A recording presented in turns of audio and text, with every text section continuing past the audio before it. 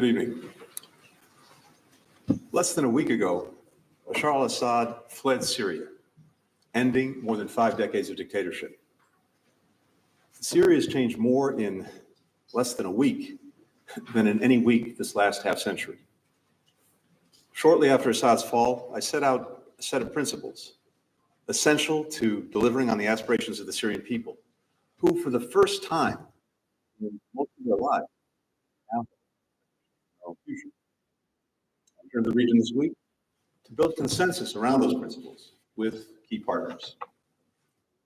Today, the United States and our partners in the region have agreed on a set of shared principles to guide our support for Syria and its people going forward. America and our partners have an important stake in helping the Syrian people chart this new path. We know that what happens inside of Syria can have powerful consequences well beyond its borders, from mass displacement to terrorism. And we know that we can't underestimate the challenges of this moment and in the weeks and months ahead. The Syrian population has been traumatized by decades of repression. Throughout its rule, the Assad regime stoked tensions among ethnic and religious lines to divide the Syrian people. After more than a decade of conflict and many decades of corruption, humanitarian needs of the people are massive. ISIS and other terrorist groups still maintain presence in Syria and want to use this period of uncertainty to try to regain a foothold. No one understands these challenges better than the Syrian people themselves. And Syrians know that they're going to need support from their neighbors and from the international community to meet these challenges.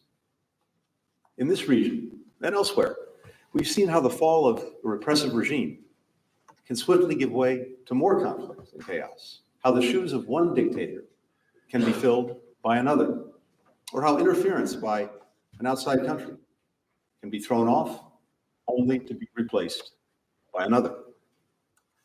That's why it's so important that we and our partners came together today to agree on principles that will guide our efforts to help the Syrian people meet these challenges and build the inclusive, non-sectarian, peaceful, and sovereign state that they want. Our message to the Syrian people is this: we want them to succeed, and we're prepared to help them do so. Today's agreement sends a unified message to the new interim authority and parties in Syria on the principles crucial to securing much needed support and recognition, which we've reflected in a joint communique that should be issued very shortly. We agreed that the transition process should be Syrian-led and Syrian-owned and produce an inclusive and representative government. The rights of all Syrians, including minorities and women, should be respected. Humanitarian aid should be able to reach people who need it.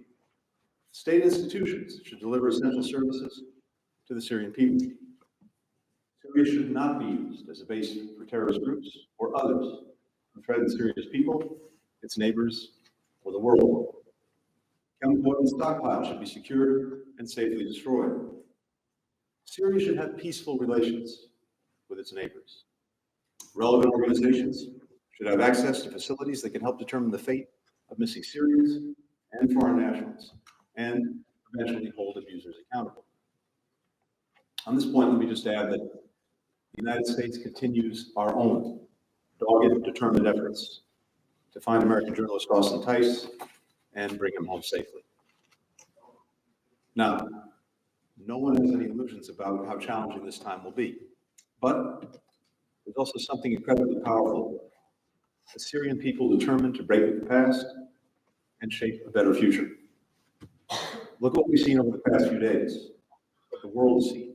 So many demonstrations of Syrians' commitment to build a different kind of nation, to embrace their newfound freedom, to choose national unity over narrow sectarian or ethnic interests. We see it in people who came out to mosques and public squares around Syria for Victory Day celebrations, including the thousands who packed into Damascus's Umayyad Mosque. We see it in the thousands of Syrian families of disappeared people trying to help one another find missing loved ones. We see it in the SDF raising the flag of the Syrian revolution.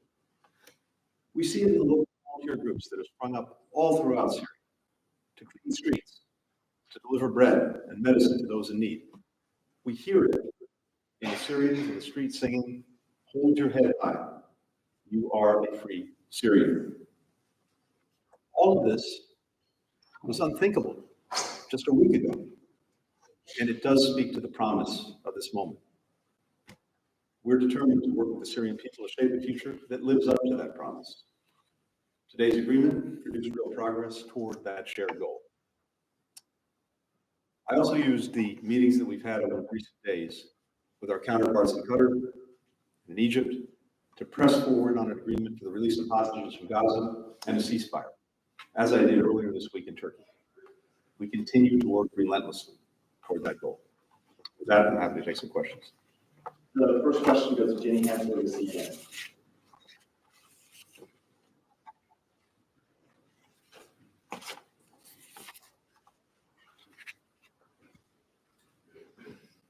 Thank you.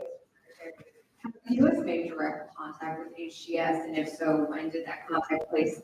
What has been sustained, and what has been the message conveyed and received back from the group?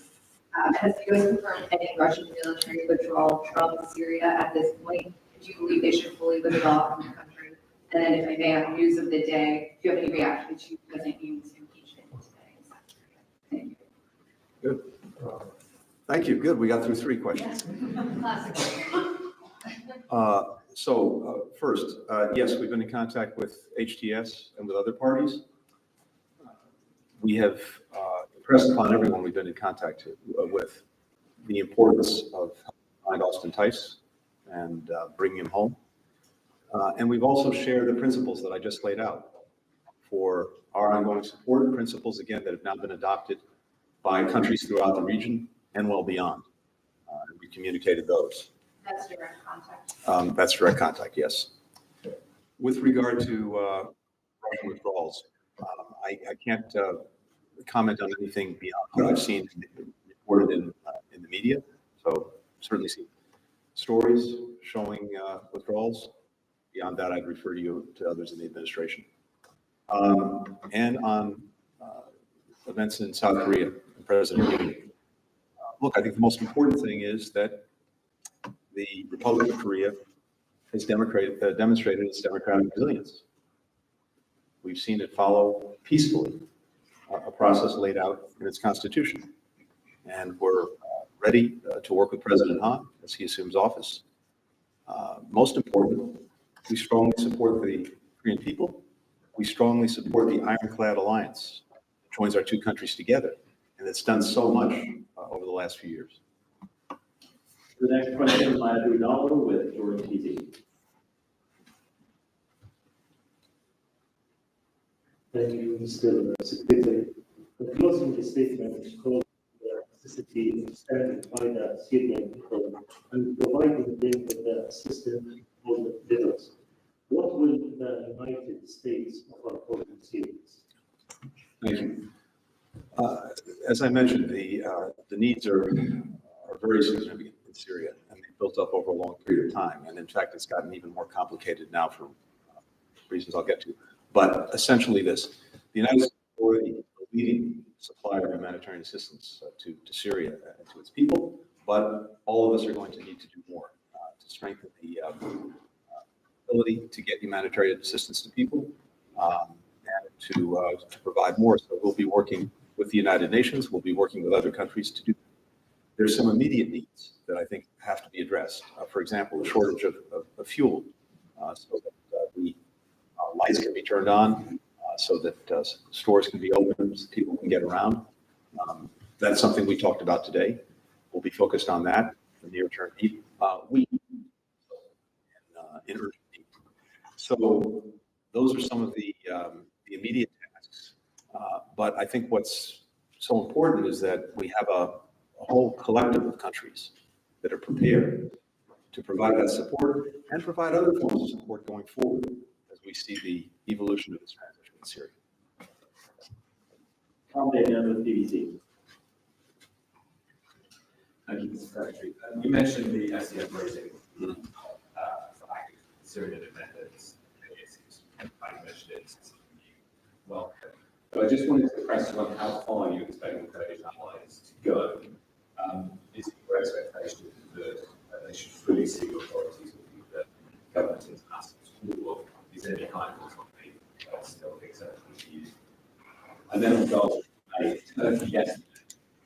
express optimism for ceasefire hostage deal. But while the war goes on, so is its devastation. Told reports today of 18 people killed, 55 people reported yesterday. Now, back in May, you said after a major airstrike that Israel was making what you described as incremental. That was 7 months ago. So as the US arms this military action, what is your assessment of the strategy now? What is going on? Is it anything beyond applying pressures at us to get to the negotiating table? And if it is that,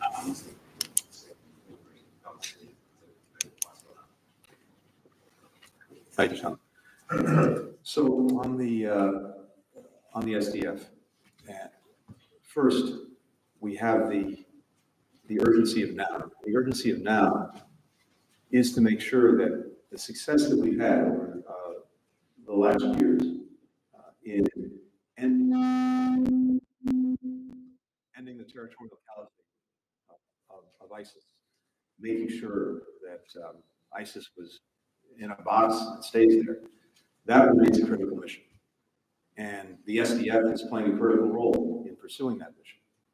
A critical role, among other things, securing the detention facilities that hold 10,000 or so foreign terrorist fighters, and also helping to repatriate to their countries of origin.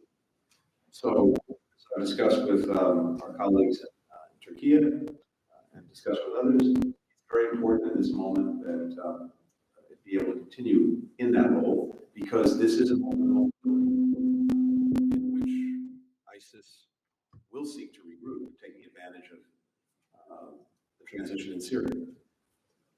Over time, of course, we hope to see a Syrian state emerge, one that is fully representative, that's non-sectarian, that's inclusive, that can bring together all parts of the Syrian community, including, for example, its security forces. That's a goal. That's, I think, what everyone in Syria would want to see happen, is a country that comes together. How that happens, how the country's organized, those are obviously decisions for Syrians to make, for all communities to participate in making those decisions. But that's going to be a process that unfolds over time. With regard to Gaza, I said, I think the single most important thing that can happen to change reality on the ground for children, women, and men who remain caught in this crossfire that Hamas initiated so many months ago would be to conclude a ceasefire and a hostage return deal. That's the single thing that can fundamentally change what's going on in Gaza, and that's why all of us are working intensely to bring it over the finish line. It's been the focus of my efforts, the efforts of my colleagues over the course of the last few days, Jake Sullivan, Dr. Dirk, Bill Burns, and others. And that's what will make the biggest difference. And this is the moment to finally conclude that agreement. For Hamas, as I said before, the cavalry is not coming to the rescue. They're not going to get the wider war that they've long sought, whether it's with Hezbollah attacking Israel, whether it's Iran, whether it's the many Iranian-aligned proxy groups. That's not going to happen. And I suspect that one of the reasons they re-engaged in a more positive way in the last couple of weeks reflects that. And Israel, as I've said some time ago, achieved its core military objectives necessary to helping ensure that October 7th never happens again. Dismantling the military organization of Hamas and dealing with the leaders who are responsible for October 7th. So this is a moment to bring this to an end, and bring this to an end in a way that gets the hostages home and finally brings relief to people who suffered and continue to suffer every single day. Meanwhile, we continue to redouble and retriple efforts to get to the people who need it. While much more needs to be done, we've seen in recent days the number of trucks of assistance go up significantly into the hundreds. We got a UN mission into northern Gaza, which is very important, so that we can have eyes-on understanding of what was going on there. So even as we're trying to get the ceasefire hostage deal completed, we're pressing, pushing, driving on getting assistance to people. And the final question, Tyler Al-Ali with Alpha TV.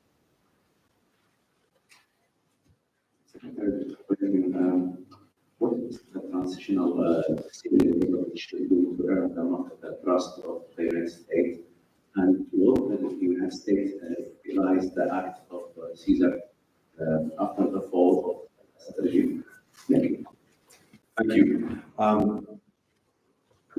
What we hope and expect to see is exactly now what many countries hope and expect to see, as laid out in the statement that we'll put out very shortly. This is what we agreed on today. The principles that I shared just a few minutes ago are exactly what we're looking for. And again, not just us, what virtually all of Syria's neighbors are looking for, major countries in the region, and major countries well beyond the region. And as we see Syria move in that direction, and in a Syrian-led and Syrian-run process, take these steps, we in turn will look at various sanctions and other measures that we've taken and respond in kind. But the most important thing is action. We appreciate some of the positive words that we've heard in recent days, but what really counts is action and sustained action. This can't be a decision event of one day. It has to really be sustained over time. So we're watching this very closely. As I said earlier, we're also communicating directly with those in positions of authority in Syria. And I hope that today's agreement, the collective work of so many countries who will be important to Syria's future, carries weight and helps communicate clearly to Syrian people that we're there to support them, but communicates also what we expect and hope to see going forward. Thank you very much. Thank you.